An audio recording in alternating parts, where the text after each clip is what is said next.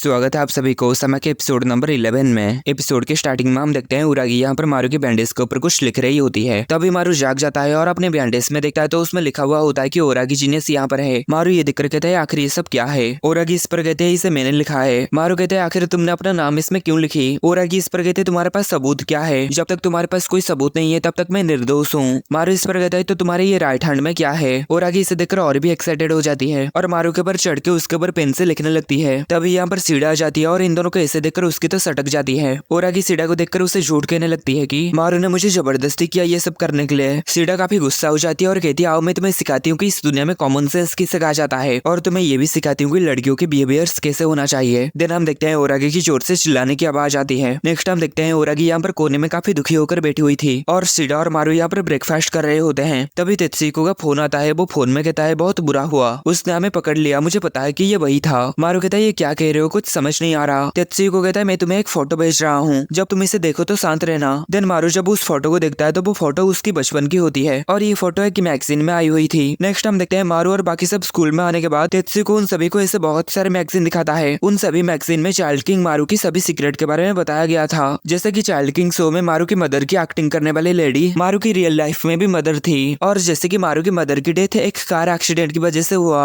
और मारू show business को क्यों छोड़ा। ये सब कुछ देखने बाद वो सभी समझ जाते हैं कि इन सभी सीक्रेट को मैगजीन में दिखाने के पीछे प्रेसिडेंट हार्डिसन का ही हाथ है। मोमो इस पर काफी गुस्सा हो जाती है और कहती है आखिर उसकी हिम्मत कैसे हुई ये सब करने की, उसे मेरी चेतावनी सीरियस ना लेने का कीमत चुकानी पड़ेगी। तभी तेत्सुको कहता है नहीं तुम्हें अभी उसके खिलाफ कुछ भी नहीं करना चाहिए। मोमो कहती है पर क्यों, उसने मारू के साथ शो किया है, मैं इसके बाद चुप नहीं रह सकती। तेत्सुको कहता है अगर वो यही चाहता है कि तुम उसके खिलाफ कुछ करो तो क्या होगा, जिस भी मोमेंट तुम उसके खिलाफ कुछ करोगी वो और भी ज्यादा आधा सच झूठी बातें फैलाकर आग में घी डालेगा, मानो वो जैसा कि तुम्हारा ही इंतजार कर रहा था। मोमो कहते है मैं समझ गई, मैं हार्डी से इसके बारे में कुछ भी बातें नहीं करूंगा। तेत्सुको कहता है मैं भी एक बुरा पर्सन हूँ, इसलिए मुझे पता है कि बुरे लोग कैसे सोचते हैं। तभी सीढ़ा तेत्सुको से पूछती है क्या तुम्हें पता है हम इसका जवाब कैसे दे सकते हैं। तेत्सुको कहता है मुझे इसकी उम्मीद नहीं थी कि ये सब होगा, पर अगर मारू को इससे कोई दिक्कत नहीं है तो हम हार्डी के खिलाफ कुछ ऐसा कर सकते हैं जिससे उसे बहुत बड़ा झटका लगेगा। लेकिन मारू अगर इस प्लान के ऊपर सहमत नहीं होता तो हम ऐसा नहीं कर सकते। काची कहती है आखिरकार तुम्हारा प्लान क्या है। तेत्सुको कहता है जब मैं उस टीवी नेटवर्क को फिल्म की ट्रू एंडिंग बताया तभी एक डिफरेंट मेजर कंपनी ने इसमें इंक्लूड हो गई और वो कंपनी है कलेक्ट जापान टीवी। काची कहती ये तो जापान की सबसे बड़ी कंपनी है, ये स्ट्रीमिंग कंपनी तो इंटरनेशनल स्ट्रीमिंग सर्विस का मुकाबला करने के लिए सभी टीवी नेटवर्क के जॉइंट इन्वेस्टमेंट की मदद से बनाया गया है। तेत्सुको इस पर कहता है हाँ अब कलेक्ट के ऊपर पॉपुलर ओल्ड टाइटल लोड हो रहा है और उन सभी में से ज्यादा पॉपुलर चाइल्ड किंग है। सीडा कहते अगर हम इसमें हमारा ट्रू एंडिंग लाए तो हमें यहाँ से ज्यादा प्रमोशन और कहीं नहीं मिलेगा। तेत्सुको कहता है हाँ मैं चाहता हूँ कि हम मारू के बारे में डॉक्यूमेंट्री बना के पूरी दुनिया को बताए कि ये सच है और कलेक्ट भी इसमें हमारी मदद करेगा और इसी तरह हम वीकली मैगजीन छापने वाले लोगों को बुरे आदमी भी बना सकते हैं। मारू कहता है मैं समझ गया, तो इसलिए तुम्हें मेरी इजाजत की जरूरत है। दिन आगे मारू उन सभी से कहता है क्या तुम सब मेरी मदद करोगे, जिस पर वो सभी हाँ कहते हैं। मारू कहता है तो ठीक है चलो उसे कुचल देते हैं। तेत्सुको कहता है अगर ऐसा है तो सबसे पहले हमें डॉक्यूमेंट्री बनानी होगी। तभी मोमो एक सजेशन देते हुए कहती है हम तीनों ही मारू के पास्ट में शामिल है ना। तभी काची कहती है तो फिर क्यों ना ऐसी डॉक्यूमेंट्री बनाई जाए जिसमें हम तीनों मारू का इंटरव्यूअर का भूमिका निभाए और मारू से उसके पास्ट के बारे में पूछे। आगे सीडा कहती है हम मारू को बारी बारी से उन जगह पर ले जाएंगे जिसके साथ मारू और हमारी यादें जुड़ी हुई हो और इससे मारू और भी अच्छे से अपनी पास्ट की स्टोरी बता सकता है। मारू इस पर तेत्सुको से पूछता है क्या ऐसा करना ठीक रहेगा। तेत्सुको कहता है हाँ अभी सबसे ज्यादा इंपॉर्टेंट चीज ये है कि हमें तुमसे ज्यादा से ज्यादा एक्यूरेट इन्फॉर्मेशन पाना है और मैं भी अपना पूरा दम लगा दूंगा सही एंडिंग पाने के लिए। तभी काची कहते हैं तो चलो ज्यादा समय वेस्ट नहीं करते हैं। दिन वो मारू को आज दोपहर अपने घर आने के लिए कहती है जिस पर मारू काफी ज्यादा शर्मा जाता है। नेक्स्ट टाइम देखते हैं मारू यहाँ पर काची के घर आ चुका था और ये दोनों डॉक्यूमेंट्री के लिए वीडियो रिकॉर्डिंग भी स्टार्ट कर देते हैं। मारू यहाँ पर काची और अपनी रिलेशनशिप के बारे में कहता है कि कैसे बचपन में इन दोनों की मुलाकात हुई, कि कैसे ये दोनों बचपन में दोस्त बने और कैसे मारू काची की बनाई हुई स्टोरी में एक्टिंग करना चाहता था और 6 साल बाद जाके मारू कन्फेशन फेस्टिवल में ये चीज कर पाया।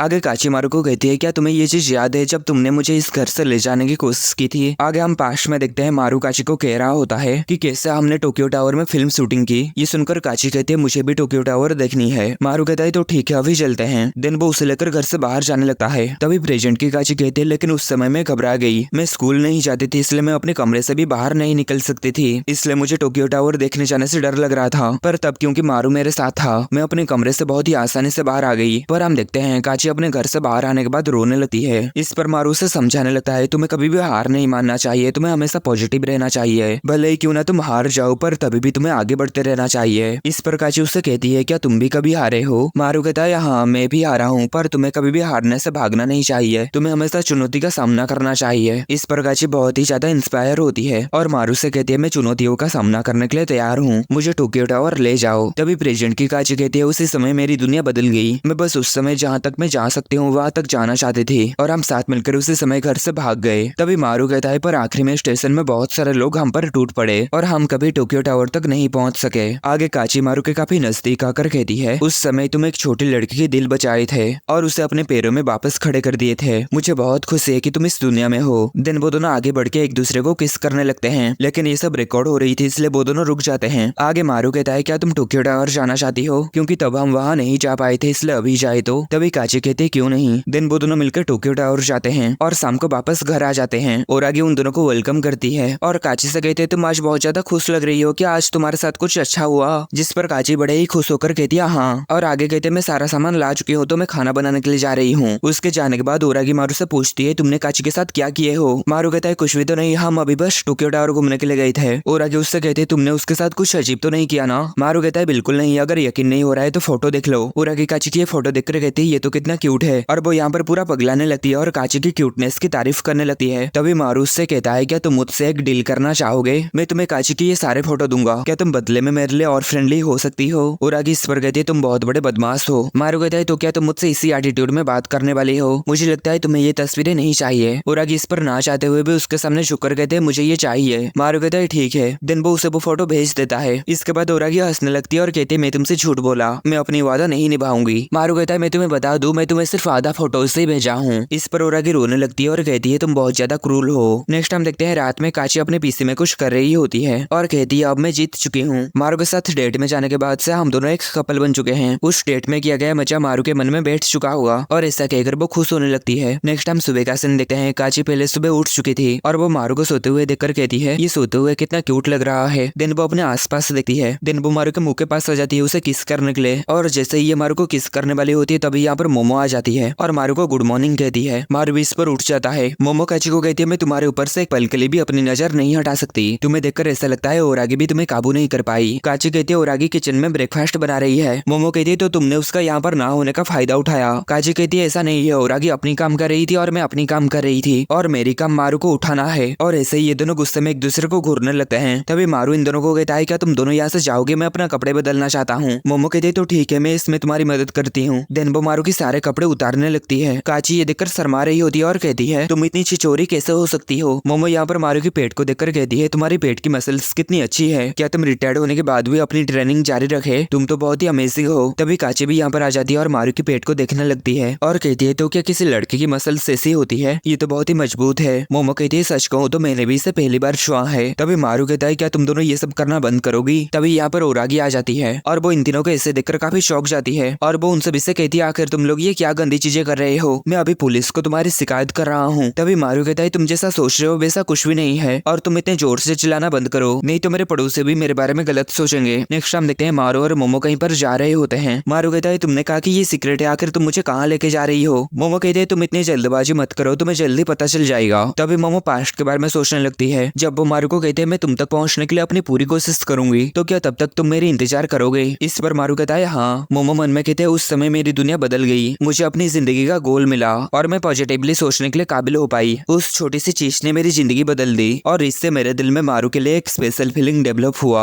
देन हम देखते हैं वो मारू को पूछ रही होती है तुम्हारी फेवरेट खाना क्या है। तभी मारू को बुलाया जाता है जिस पर मारू उसे सॉरी कहकर वहां से चला जाता है। तभी यहाँ पर मारू की मॉम आ जाती है और मोमो को कहती है मैं तुम्हें बता सकती हूँ कि मारू की फेवरेट खाना क्या है। इस पर मोमो खुश हो जाती है। मारू की मॉम कहती है मारू को Japanese style meat, potato stew, fried chicken और इसी तरीके की चीजें पसंद है और खास करके उसे मिसो सूप ज्यादा पसंद है और अगर उसे नाश्ते में कुछ न मिले तो वो बहुत ज्यादा गुस्सा हो जाता है। तभी मोमो कहती है कि आप मुझे ये सब बनाना सिखा सकते हैं। मारू की मॉम कहती है क्यों नहीं। आगे मोमो कहते हैं जब डॉक्यूमेंट्री का टॉपिक आया तब मैंने इसके बारे में बहुत सोचा और ये कंक्लूजन में पहुंचा जब हम तीनों में से सभी को मारू के साथ पास्ट में जाने की बारी आती है तब इससे सबसे ज्यादा फायदा मुझे ही होगा। मारू के पास्ट की सबसे बड़ी घटना उसकी मॉम के साथ घटी थी। जब उसे इसका सामना करना पड़ेगा तो वो दुखी होगा, भले ही वो चाहे या नहीं। जब ऐसा होगा तब अगर मैं उसके साथ रहूंगी तो उसे रियलाइज होगा कि मैं उसके बुरे और अच्छे दोनों समय में साथ दे सकती हूँ और इससे वो मुझे और भी ज्यादा पसंद करेगा। दिन में आखिर में जाके जीत जाऊंगी। नेक्स्ट हम देखते हैं ये दोनों एक जगह पर आकर गाड़ी से उतर जाते हैं और मोमो मारू को कहती है मैं तुम्हें इसी जगह पर लाना चाहती थी, क्या तुम इससे गुस्सा हो। मारू कहता है नहीं, पर मुझे पता था मुझे कभी ना कभी यहाँ पर आना ही पड़ेगा। देन मोमो डॉक्यूमेंट्री बनाना स्टार्ट करती है और मारू से कहते हैं मुझे पता है ये बहुत पेनफुल है, पर क्या तुम मुझे बताओगे तुम्हारी मॉम की डेथ कैसे हुई। मारू कहता है उस रात मॉम यहीं पर लेटी हुई थी। चाइल्ड किंग शो में प्रोटैगनिस्ट की मॉम की डेथ पहले एपिसोड में ही हो गई थी। ये सिर्फ उस सीन के लिए ही होना चाहिए था।